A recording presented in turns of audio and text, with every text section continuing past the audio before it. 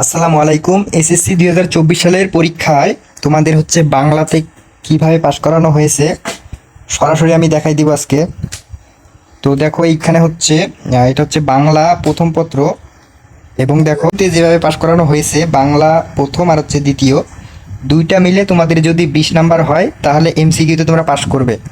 তাহলে এমসিকিউ এর ক্ষেত্রে আমরা দেখতে পাচ্ছি, দেখো এখানে এমসিকিউ এর ক্ষেত্রে বাংলা প্রথমে আর হচ্ছে দ্বিতীয় যদি দুইটা মিলে তোমাদের 20 নাম্বার হয় তাহলে তোমরা এমসিকিউতে পাশ করবে।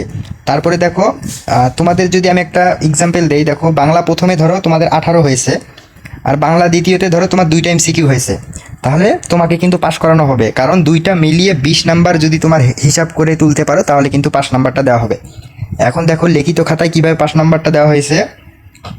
লিখিত খাতায় দেখো বাংলা প্রথমে 23 নাম্বার অর্জন করতে হবে, বাংলা দ্বিতীয় 23 নাম্বার অর্জন করতে হবে, তাহলে তোমরা লিখিত খাতায় পাশ করবে। এবার দেখো তোমাদের গ্রেস মার্কের সিস্টেমটা কিন্তু বাংলা প্রথমের ক্ষেত্রে আছে, বাংলা দ্বিতীয়ের ক্ষেত্রেও কিন্তু আছে। গ্রেস মার্কের শীটটা আমি দ্বারাও দেখাই দিচ্ছি।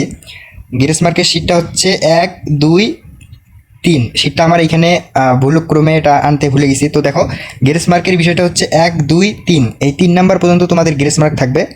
তোমাদের লিখিত খাতায় তো ফেল করবে না, তোমাদের এমসিকিউতে যথাসম্ভব অনেকেরই ফেল আসতে পারে।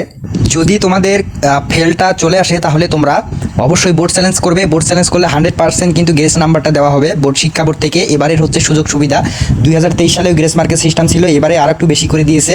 সরাসরি কিন্তু আমি দেখাই দিয়েছি অনেকগুলো ভিডিওতে, আমি প্রমাণ সহকারে দেখাইছি। আমাদের আশেপাশে বাসার অনেক স্টুডেন্ট ছিল, তারা ফেল করছে এবং তারা হচ্ছে বোর্ড চ্যালেঞ্জ করার পরে তাদের সরাসরি রেজাল্টটা চলে আসছে।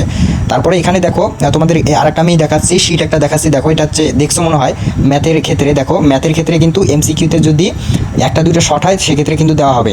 তাহলে তোমাদের ম্যাথে যদি 7টা 8টা 9টা হয় তাহলে অবশ্যই পাস করবে, এ নিয়ে কোনো চিন্তা করবে না। আর যদি ফেল চলে আসে অবশ্যই বোর্ড চ্যালেঞ্জ করবে, 100% রেজাল্ট পরিবর্তন হবে।